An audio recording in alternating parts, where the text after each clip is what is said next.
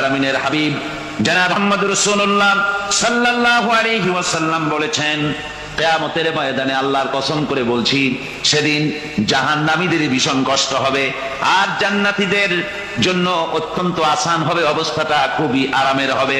নবীজি বলেন, এক ফরজ নামাজ, এক ওয়াক্ত ফরজ নামাজ আদায় করতে যে সময়টুকুন লাগে, কিয়ামতের মাঠের এই সময় এত বড় বিরাট লম্বা সময় জান্নাতীদের জন্য এরকম হালকা হয়ে যাবে। সুবহানাল্লাহ। হযরত আবু সাঈদ খুদরী রাদিয়াল্লাহু তাআলা হাদিসে বর্ণনা করেছেন, এক ওয়াক্ত নামাজ, একটা ফরজ নামাজ পড়তে যতটুকুন সময় লাগে, এতটুকুন সময়ের ভেতরে জান্নাতীদের কারবার শেষ হয়ে যাবে। সুবহানাল্লাহ বিহামদি। আর ওদের কারবার তো শেষই হবে না। وَيَوْمَ تَشَقَّقُ السَّمَاءُ بِالْغَمَامِ وَنُزِّلَ الْمَلَائِكَةُ تَنزِيلًا। ওরা ফেরেশতা দেখতে চায়, সেদিন আসমান সমূহ বিদীর্ণ হয়ে মেঘ পুঞ্জ বেরিয়ে আসবে, আত্মপ্রকাশ করবে, তার ভেতর থেকে ফেরেশতারা ক্রমাগত নাজিল হতে থাকবে। আর অবস্থাটাই হবে, আল মুলকু ইয়াউমাইযিনিল হাক্কু লিররহমান ওয়া কানা ইয়াওমান আলাল কাফিরিনা আসীরা। আর সেদিনের বাদশাহী হবে কেবলমাত্র রহমানের। ওয়া কানা ইয়াওমান আলাল কাফিরিনা আসীরা। আর সেই কিয়ামতের দিন, সেই সময়টা হবে কাফেরদের জন্য বড়ই কঠিন। এখানে কিয়ামতের কিছু কথা বলা হচ্ছে, কিছু আভাস দেওয়া হচ্ছে যে আসমান সমূহ বিদীর্ণ হয়ে মেঘ পিণ্ড বেরিয়ে আসবে এবং তার থেকে ক্রমাগত ফেরেশতারা নাজিল হতে থাকবে। আল্লাহর হাবিব বলেছেন, কেউ যদি কিয়ামতের দৃশ্য দেখতে চায়, সেজন্য সূরা ইজা শামসু কুবিরাত ওয়া ইজা সামাউ ফাতারাত ইজা সামাউ শাক্কাত, এই সূরাগুলি যেন পড়ে, তাহলে কিয়ামতের দৃশ্য তার চোখের সামনে প্রতিভাত হবে। কিয়ামতের দৃশ্যটা আসলে কেমন হবে, সেই সূরাগুলি তেলাওয়াত করলে সে বুঝতে পারবে। যেমন আল্লাহ পাক বলছেন, ইজা সামাউ ফাতারাত ওয়া ইযাল কাওয়াকিবু তাসারাত ওয়া ইযাল বিহারু ফুজ্জিরাত ওয়া ইযাল কুবুরু বুসিরাত। যখন আকাশসমূহ চূর্ণ বিচূর্ণ হয়ে যাবে আর তারকাসমূহ বিক্ষিপ্ত হয়ে পড়বে, সমুদ্র মহাসমুদ্রগুলি দীর্ণ বিদীর্ণ হয়ে যাবে, কবরগুলি সব উদ্গীরণ করে দেবে, তার মধ্যে যা আছে সে সবগুলি। আবার আল্লাহ পাক বলেন, ইযাশ শামসু কুবিরাত ওয়া ইযান নুজুমু কাদারাত ওয়া ইযাল জিবালু সুয়্যিরাত। সূর্য যখন ঢেকে যাবে, তারকাগুলি যখন বিপর্যস্ত হয়ে যাবে আর পাহাড়গুলি যখন চালিয়ে দেওয়া হবে, এই দৃশ্য তোমরা দেখতে পাবে। ফাইযান নুজুমু তুমিসাত ওয়া ইযাস সামাউ ফুরিজাত ওয়া ইযাল জিবালু নুসিফাত। সেদিন অবস্থা এমন হবে, সমস্ত তারকাগুলি স্তিমিত হয়ে যাবে আর আকাশসমূহ দীর্ণ বিদীর্ণ হয়ে যাবে। আর দেখতে পাবে পাহাড়গুলি, সমস্ত পাহাড়গুলিকে উড়িয়ে দেওয়া হবে। আবার অবস্থা আরো কি হবে, ফাইদা বারিকাল বাসারু ওয়া খাসাফাল কামারু ওয়া জুমিআশ শামসু ওয়াল কামার। যখন চক্ষু বিস্ফারিত হয়ে যাবে মানুষের, চাঁদ আর সূর্য নিষ্প্রভ হয়ে যাবে, সব একাকার হয়ে যাবে, চন্দ্র এবং সূর্য তার অস্তিত্বকে হারিয়ে ফেলবে।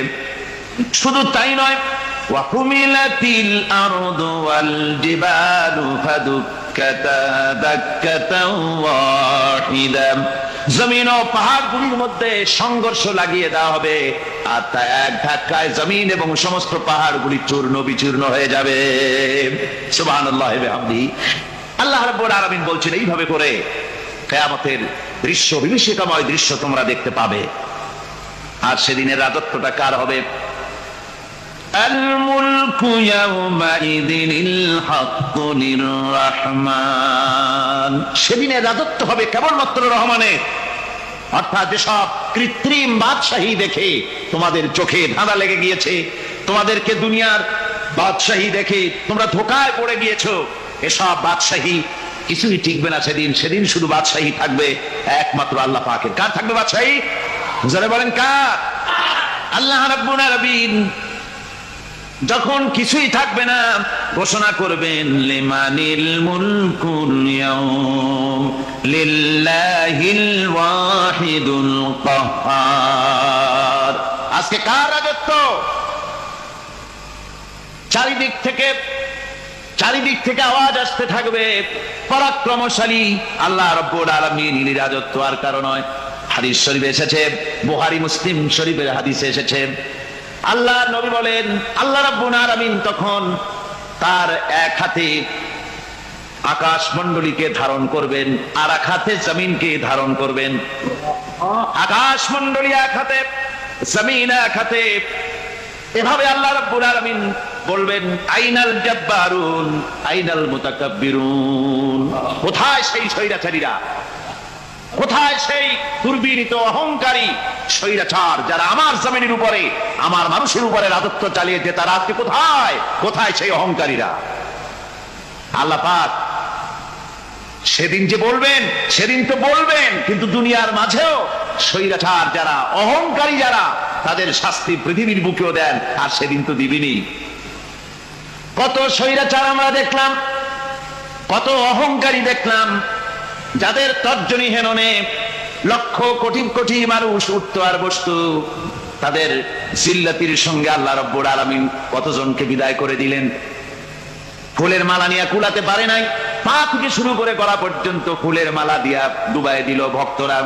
আবার আল্লাহ রাব্বুল আলামিন এমন শাস্তি দিলেন, ফুলের মালার পরিবর্তে জুতার মালা নিয়ে জেলের মধ্যে ঢুকাইয়া দিলেন। ঠিক কিনা গান? অহংকারী আর স্বৈরাচার যারা হয় আল্লাহ পাক এভাবে তাদের দৃষ্টান্ত দেখিয়ে দেন। আমরা কত দেখলাম, 9 বছরের রাজা 10 বছরের সাজা। পৃথিবীর মুখে যারা অহংকার করে, যারা স্বৈরাচার হয়, আল্লাহর আইনকে যারা বৃদ্ধাঙ্গুষ্টি প্রদর্শন করে, আল্লাহ পাক তাদের জমিনেও দেখান। এখানে চূড়ান্ত ফয়সালা আল্লাহ করেন না, আসল ফয়সালার জায়গা তো আছেই, তবে এখানে নমুনা দেখায় দেন। কিন্তু মুশকিল হচ্ছে, ইতিহাসের সবচাইতে বড় শিক্ষা হলো ইতিহাস থেকে মানুষেরা শিক্ষা গ্রহণ করে না। একজনে যে কাম করে বিপদে পড়ে, আর একজন এসে আবার সেই পথেই অগ্রসর হয়, নিশ্চিত মৃত্যুর পথে। আমার বন্ধুগণ, আল্লাহ পাক বলছেন সেই দিন আমার রাজত্ব হবে, আর কারো রাজত্ব হবে না। وَكَانَ يَوْمًا عَلَى الْكَافِرِينَ عَسِيرًا। আর ওই দিনটা, ওই কিয়ামতের দিন হবে কাফেরদের জন্য সবচাইতে কঠিন। সবচাইতে কঠিন হবে কাদের জন্য? কাফেরদের জন্য। কাফের কারা? কাফের হচ্ছে তারা যারা নাকি আল্লাহর আইনকে অস্বীকার করেছে, আল্লাহকে অস্বীকার করেছে, আল্লাহর আইনকে অস্বীকার করেছে। ওরা কি? কাফের। কুফর শব্দের অর্থ হচ্ছে গোপন করা। এই জন্য অন্ধকার রাতকে আরবিতে কাফের বলা হয়েছে, অর্থাৎ যা সব জিনিসকে অন্ধকার দিয়ে ঢেকে দেয়। তো কুফর হচ্ছে সেই জিনিস যা মহাসত্যকে ঢেকে দেয়, সত্যকে, মহাসত্যকে ঢেকে দেয় যে জিনিস, সেটাকে কুফর বলা হয়। আর এই কাফের অন্ধকারে ঘুরে মরে, সে কোন আলোর খোঁজ পায় না। আল্লাহ রাব্বুল আলামিন বলেন, কাফেরদের কথা এখন শোনাচ্ছেন আল্লাহ পাক। والذين كفروا أولياؤهم الطاغوت يخرجونهم من النور إلى الظلمات। যারা কাফের, যারা কুফরি অবলম্বন করেছে, তাদের সাহায্যকারী আর পৃষ্ঠপোষক হচ্ছে তাগুত। তাগুত বলা হয় সেই শক্তিকে যে শক্তি শুধু নিজেই আল্লাহর আইন অমান্য করে বসে থাকে না, বরং অন্যদেরকে আল্লাহর আইন অমান্য করতে বাধ্য করে। ওদেরকে আরবিতে কি বলা হয়? তাগুত বলা হয়। আর এই তাগুতি শক্তি, এই তাগুত হয় তার সাহায্যকারী, যা তাকে আলো থেকে টেনে অন্ধকারের ভেতরে নিয়ে যায়।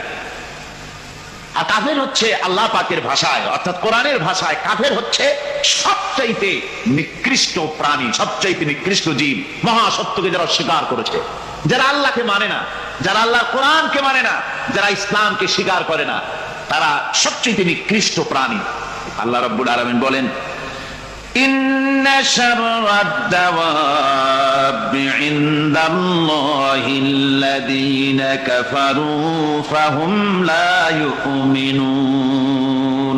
নিশ্চয়ই আল্লাহর জমিনে সব বিচরণশীল জীব যত আছে, আল্লাহ বলছেন আমার জমিনে বিচরণশীল জীব যত আছে তার মধ্যে সবচাইতে নিকৃষ্ট প্রাণী হলো যারা ঈমান আনে নাই, যারা বিশ্বাস করে না আমি আল্লাহকে, যারা পরকালকে বিশ্বাস করে নাই, যারা কোরআনকে বিশ্বাস করে নাই, যারা ইসলামকে বিশ্বাস করে নাই, পৃথিবীর মধ্যে তারা সবচাইতে নিকৃষ্টতম প্রাণী।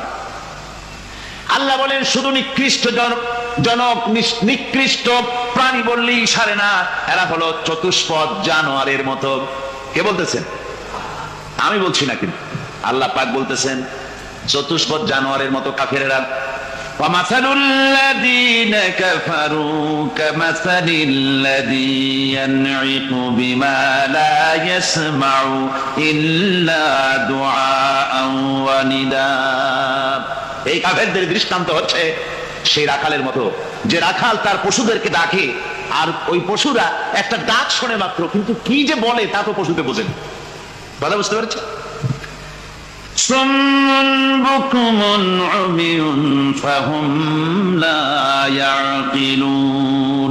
এরা বোবা, এরা বধির, এরা অন্ধ, এ কারণেই কোনো কথা বোঝে না। এরা চতুষ্পদ জানোয়ারের চাইতেও নিকৃষ্ট। যাদেরকে আমি আল্লাহ বলেন, যাদেরকে আমি চোখ দিলাম, চোখ থাকতে হক দেখলো না, সব দেখলো। হক দেখে নাই চোখ দিয়া, এই চোখ দিয়া সব দেখলো। নারীর সৌন্দর্য উপভোগ করলো আর নারীর অঙ্গ প্রত্যঙ্গ নিয়ে নানা ধরনের গল্প লিখলো, কবিতা লিখলো, কিন্তু এই সৌন্দর্য যিনি দিলেন তারেও চিনল না। আছে না কত কবি আমাদের দেশে? আমার দেশের সেই কবি জাতীয় পুরস্কার পায় যে কবি নারীর বিশেষ বিশেষ অঙ্গ নিয়ে বেশি করে নির্লজ্জ কবিতা লিখতে পারে, ওই হলো সবচেয়ে বড় কবি। আমার বন্ধুগণ, একজন বুজুর্গ ব্যক্তি তিনি পথ দিয়ে যাচ্ছিলেন, তো সে পথে এক সুন্দরী যুবতী মেয়েকে দেখে সেই যুবতী মেয়ের দিকে এই বুজুর্গ ব্যক্তি এক নজরে তাকায় আছে। তখন এই ঘটনাটাকে কবি এভাবে লিখতেছেন সাজায়: একদা সুখদায়ক প্রমোদা বদন দর্শন করিবম ঝরিল নয়ন, হেসে কহে সে রূপসী সবিস্ময় মন, কহ দেখি মহাশয় কহ কি কারণ, বিষয় বিরাগী তুমি ভুবনে প্রচার, কি হেতু জন্মিল তব মানস বিকার, সামান্য ললনা রূপ করি দর্শন, উচিত না হয় তব অশ্রু বরিশন। বুজুর্গ ব্যক্তি ওই মহিলার দিকে তাকিয়ে তাকিয়ে কাঁদতেছেন। সুন্দরী মহিলা বলেন, আল্লাহর বুজুর্গ বান্দা, আপনি এলাকার ভিতরে বুজুর্গ এবং পীর হিসাবে, বুজুর্গ ব্যক্তি হিসাবে আপনি বিখ্যাত। আজকে আমাকে এখানে দেখে আপনি আমার দিকে তাকায় আমার রূপ উপভোগ করতেছেন আর কাঁদতেছেন। আপনার মতো সংসার বিরাগী মানুষ আমার মতো একটা সুন্দরী মেয়েকে দেখে ভাবে কাঁদা ঠিক না। বুজুর্গ ব্যক্তি বলছেন, হেসে কহিলাম বালে করহ শ্রবণ, নেত্র ঝরে তব হেতু ভেব না এমন, যে শিল্পী রচিল ওই সুধাংশু বদন, তাহার তরে ঝরে নেত্র নয়নে জীবন। আল্লাহর বান্দি, আমি তোমাকে দেখি কান্দি না, আমার চোখে পানি বেরিয়ে গেছে। তোমারে দেখে আমি মনে মনে ভাবলাম, এত সুন্দর করে যিনি মানুষ বানিয়েছেন না জানি ওই আল্লাহ রব্বুল আলামিন কত বড় সুন্দর। আমার ভাইরা, সুতরাং চোখ থাকতে ওরা আল্লাহ রাব্বুল আলামিনের কুদরত ওরা দেখে নাই, কান থাকতে কোরআনের আওয়াজ ওদের কানের মধ্যে ঢোকে নাই, বিবেক থাকতে আল্লাহর দ্বীনকে বুঝতে পারে নাই, চিন্তা করতে পারে নাই।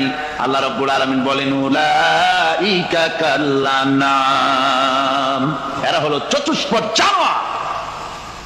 বালহুম আদাল, শুধু জানোয়ার না, জানোয়ারের চাইতেও নিকৃষ্ট। এমনই জানোয়ার, আল্লাহ বলেন শুধু জানোয়ার না, জানোয়ারের মতো শুধু খায় জনমের মতো।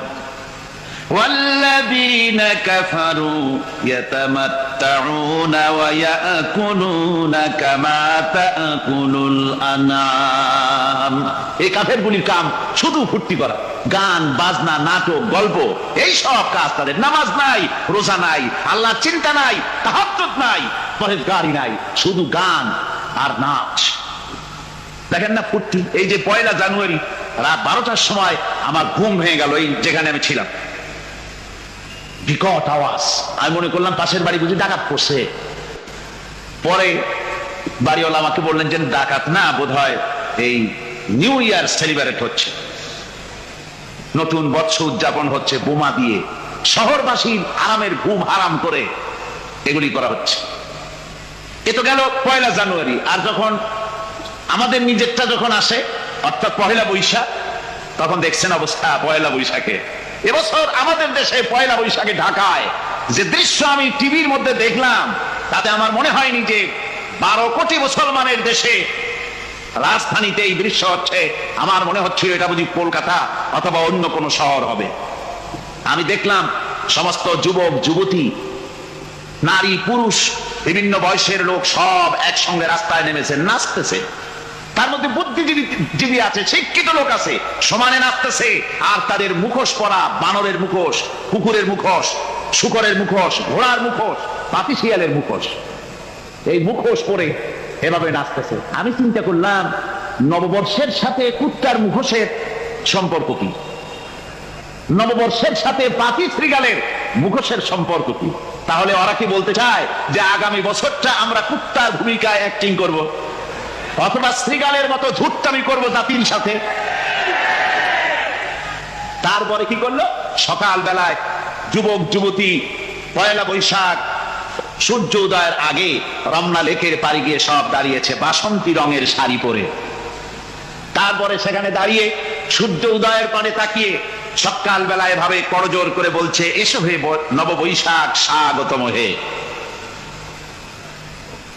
নববৈশাখ অলক্ষে বোধহয় এটা শুনে বলতেছে, বাবাজিরা আমারে ডাকতেছো, অপেক্ষা করো, আমি আসতেছি। আমারে ডাকতেছো, আমি আসতেছি, কোমরে গামছা বেঁধে আসতেছি, 225 মাইল স্পিডে আসতেছি, 30 ফুট উঁচু জলোচ্ছ্বাস নিয়ে আসতেছি, নববৈশাখের মজা সাত চাকায়। আমার ভাইরা, মুসলমান নববর্ষ উদযাপনের সাথে মুসলমানের কিসের সম্পর্ক? মুসলমান যদি এই দিন উদযাপনই করে, তাহলে তাকে করতে হবে ফজরের নামাজ পড়বে।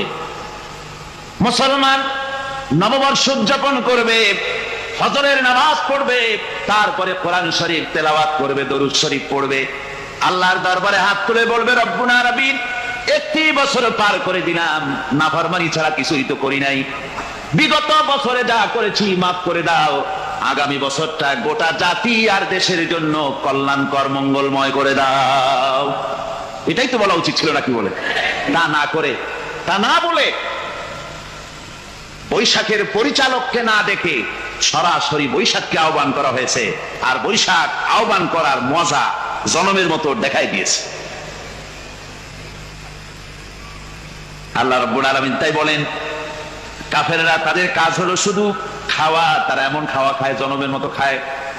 ইয়াকুলুনা কামা তাকুলুল আনাম, জানোয়ারে যেমন খায় ওই রকম খায়। তার মানে খায়, একটু বিসমিল্লাহ কয় না, খায় যখন ছেড়ে দেয় তখন আলহামদুলিল্লাহ বলে না, বাঁ হাত দিয়ে খায়, আবার বাঁ হাত দিয়ে খায়, ডাব একটা কাটলো, বিসমিল্লাহ নাই, খাইলো, 2-4 ঢোক খাইয়া পুরা ডাবটার ফেলাই দিল। ডাবটা কি তোমার বাদাম তৈরি করছিল নাকি? একটু বিসমিল্লাহ বললা না, একটু শুকরিয়া আদায় করলাম। আমি গত এই ডিসেম্বর গেল, ডিসেম্বরের 16 তারিখ আমেরিকা থেকে এসেছি। ওখানে দেখলাম তারা প্রতি নভেম্বর মাসের শেষ বৃহস্পতিবার থ্যাঙ্কস গিভিং ডে অবজার্ভ করে।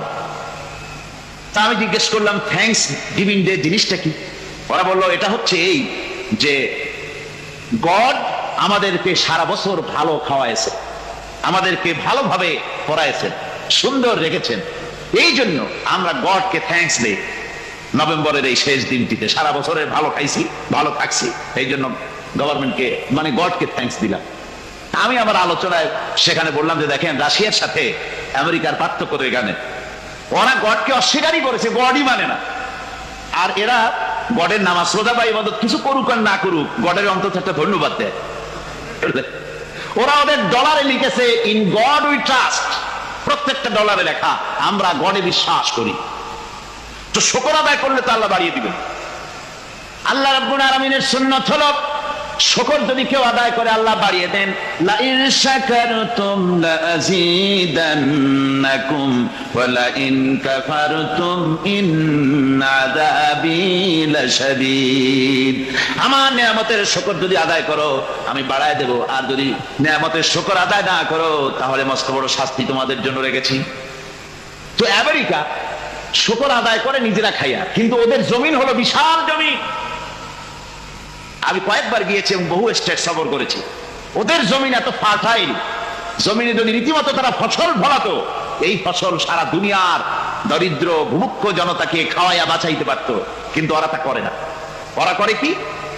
ওরা মুনাফার হার, বাজার দর ঠিক রাখার জন্য নির্দিষ্ট পরিমাণ জমিনের ফসল ফলায়, কিন্তু জমিন এতই উর্বর, ওদের মেজারমেন্ট করা, মাপ করা, হিসাব করা ফসল হয় না, ফসল হয় বেশি। তখন বাড়তি ফসলকে তারা প্রতি বছর লক্ষ লক্ষ টন আলু আর গমকে তারা সমুদ্রে নিক্ষেপ করে। তাদের আলু এবং গম সেই সময় তারা নিক্ষেপ করে সমুদ্রে যখন ইথিওপিয়া, সুদানে মানুষ না খেয়ে মরছে। পৃথিবীর বিভিন্ন দেশে মানুষ ক্ষুধার যন্ত্রণায় যখন চিৎকার করছে, আর তাদের এই চিৎকারে আকাশ বাতাস ভারী হয়ে যাচ্ছে, তখন ওরা এই কামটি করছে। তাই আমি ওই প্রথম দিন বলেছিলাম যে রাশিয়া যেমন খান খান হয়েছে, অস্তিত্ব বিলুপ্ত হয়েছে আল্লাহর সাথে নাফরমানি করার কারণে। আপনারা বলতে পারেন কমিউনিজম কি একটা সহজ ব্যাপার? একটা বিরাট শক্তি পৃথিবীর বুকে, কত দেশ তারা ডমিনেট করতেছিল, কোন যুদ্ধ নাই, কোন রক্তপাত নাই, বিনা ধাক্কায়, বিনা বাতাসে, বিনা ঝড়ে বিশাল মহিরুহু চিৎপটাং। এটা হলো কেন? কেন হলো রাশিয়ার এই দশা?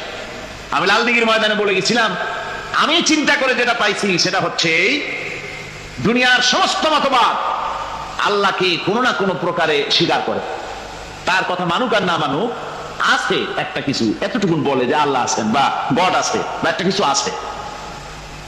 কমিউনিজম, সমাজতন্ত্র হলো পৃথিবীর একমাত্র নিকৃষ্ট মতবাদ, যে মতবাদ সরাসরি আল্লাহকে অস্বীকার করেছে, বলেছে আল্লাহ নাই, দেয়ার ইজ নো গড।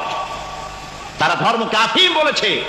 আল্লাহ পাক তাই কোন যুদ্ধ ছাড়া, কোন মারামারি ছাড়া, কোন রক্তপাত ছাড়া এই বিশাল শক্তিকে উৎকারে উড়িয়ে দিলেন, তুলার মতো হয়ে, গোটা রাশিয়া তুলার মতো হয়ে, পেঁজা তুলা, ধোনা তুলার মতো হয়ে সব উড়ে চলে গিয়েছে, অস্তিত্ব বিলুপ্ত হয়ে গিয়েছে। কিন্তু আমাদের দেশের খুচরা কমিউনিস্টরা এখনো স্বপ্ন দেখে। ওই যে কালকে বলেছি, তারা বলে কলমের খোসা এটা এখনো নষ্ট করা যাবে না, এটা এখনো চালু করা হবে, এখনো চীনে আছে, এখনো কিউবায় আছে। ওই কিউবা থেকে, চীন থেকে ফিদেল কাস্ট্রোর একটু আওয়াজ শোনে, চীন থেকে মিস্টার ব্যাং না কি জানি না, ব্যাং এর আওয়াজ শোনে, আর তাই মনে করে এ বুঝি সমাজতন্ত্রের বিজয়ের গান। না, চীন থেকে আর কিউবা থেকে যে আওয়াজ আজকে উঠতেছে, এই আওয়াজ সমাজতন্ত্রের বিজয়ের আওয়াজ নয়, এটা হলো সমাজতন্ত্রের মরণ যন্ত্রণার গোঙানির আওয়াজ। কাজী এরা দুনিয়ার বুকে শুধু আনন্দ এবং ফুর্তি করে, আল্লাহর হককে, আল্লাহকে চিনতে তারা ব্যর্থ হয়েছে। আল্লাহ রাব্বুল আলামিন বলেন, অবিশ্বাসীদের কৃতকর্ম, তাদের কাজগুলি, তাদের কর্মফল সব নিষ্ফল হয়ে যাবে। ওয়াল্লাযীনা কাফারু আ'মালুহুম কাসারাবিন বিকিআতিন ইয়াহসাবুহুল যামআনু মা। আল্লাহ পাক বলেন, কাফের যারা, অবিশ্বাসী যারা, যারা আমাকে অস্বীকার করেছে, অবিশ্বাস করেছে, তাদের আমলগুলি হলো মরুভূমির মধ্যে মরীচিকার মতো। মরুভূমির মরীচিকা, মানুষ যখন মরুভূমির ভিতর দিয়ে যায়, পানির পিপাসা লাগে, দূরে দেখে পানি চিকচিক করতেছে, আর ওই মরীচিকা যেটাকে সে পানি মনে করেছিল, হাত্তা ইযা জাআহু লাম ইয়াজিদহু শাইআ, যেটাকে সে পানি মনে করে ছুটতেছিল, যখন কাছে গেল আল্লাহ পাক বলেন কিছুই সেখানে পায় না, শুধু মরীচিকা, বালু আর বালু। এরকম করে যারা আমার দিনকে অস্বীকার করেছে, আমাকে অস্বীকার করেছে, তারা যত ভালো কাজ করুক আর যাই করুক না কেন, তাদের কৃত কর্মগুলি এভাবে সব নিষ্ফল। এ হলো এক কথা। 2 নম্বরের কথা হলো ওরা মনে করেছিল সমাজতন্ত্র শান্তি দেবে, কমিউনিজম শান্তি দেবে, সোশ্যালিজম শান্তি দেবে, ক্যাপিটালিজম শান্তি দেবে।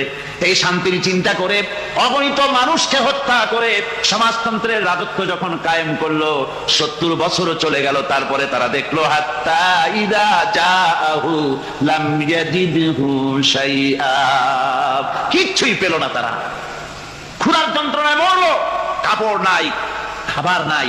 তারা ওই রাশিয়া থেকে, চেকোস্লোভাকিয়া থেকে, যুগোস্লাভিয়া দিয়া, রোমানিয়া থেকে, হাঙ্গেরি এবং পোল্যান্ড আর মঙ্গোলিয়া থেকে সেখানে সমাজতন্ত্র তাড়াতে আমরা যাই নাই। আমরা সেখানে সমাজতন্ত্রের বিরুদ্ধে তাফসীর করি নাই, ব্যাখ্যা করি নাই, বক্তব্য রাখি নাই। ওই সব দেশ থেকে সমাজতন্ত্র তাড়াইছে কে? কারা তাড়িয়েছে? না না, ওরা নিজেরাই, সেই দেশের জনগণই এটাকে উৎখাত করেছে তাদের জমিন থেকে।